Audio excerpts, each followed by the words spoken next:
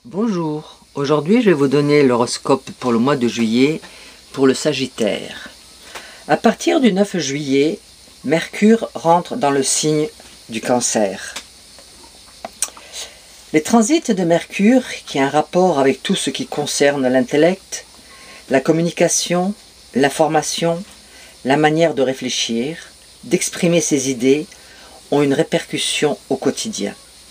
Ce transit annonce quelques semaines focalisées sur la famille, le foyer. Accompagné d'humeurs changeantes et d'une certaine prédisposition à dramatiser les situations. Puis, le 24 juillet, Mercure rentre dans le signe du Lion.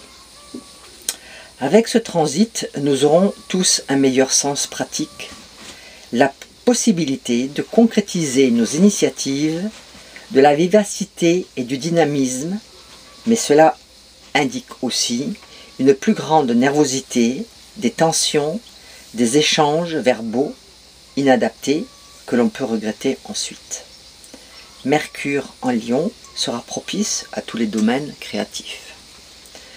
Le 1er juillet, il y aura une conjonction Vénus-Jupiter en Lion.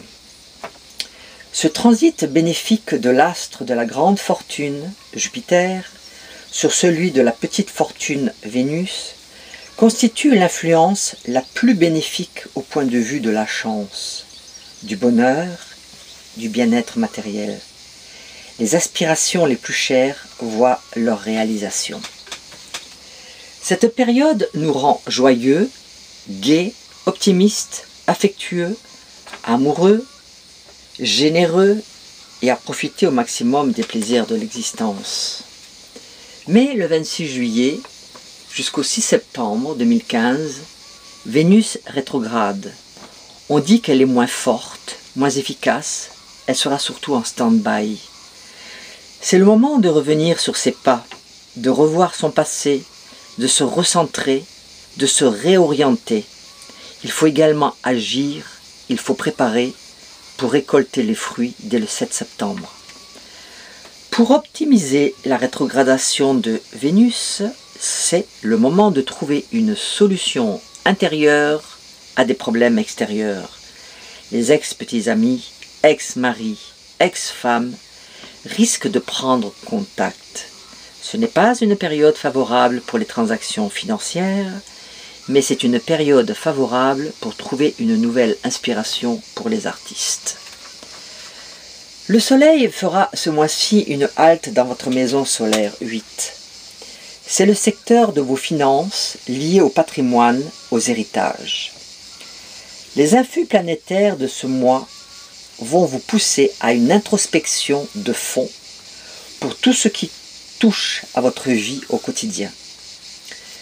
Vous allez passer en revue une foule de détails, peut-être insignifiantes en soi, mais qui, ajoutés les uns aux autres, deviennent importants dans votre planning.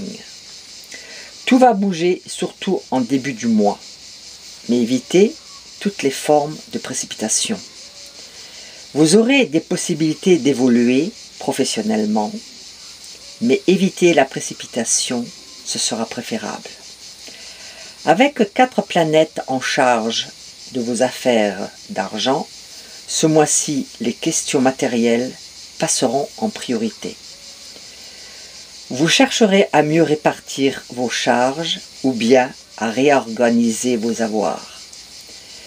Jusqu'au 18, en Lion, un signe ami, Vénus sera la partenaire idéale qui veillera sur votre équilibre affectif. Évitez de soumettre vos intentions à trop d'avis extérieurs. Vous finirez par ne plus savoir comment orienter votre décision finale. Vie sentimentale, à 2. Le 3e décan, né du 12 au 21 décembre, ce sera vraiment très favorisé par la conjonction Vénus-Jupiter en Lion. Un événement positif pourrait vous emballer, à moins qu'un beau voyage ne se profile.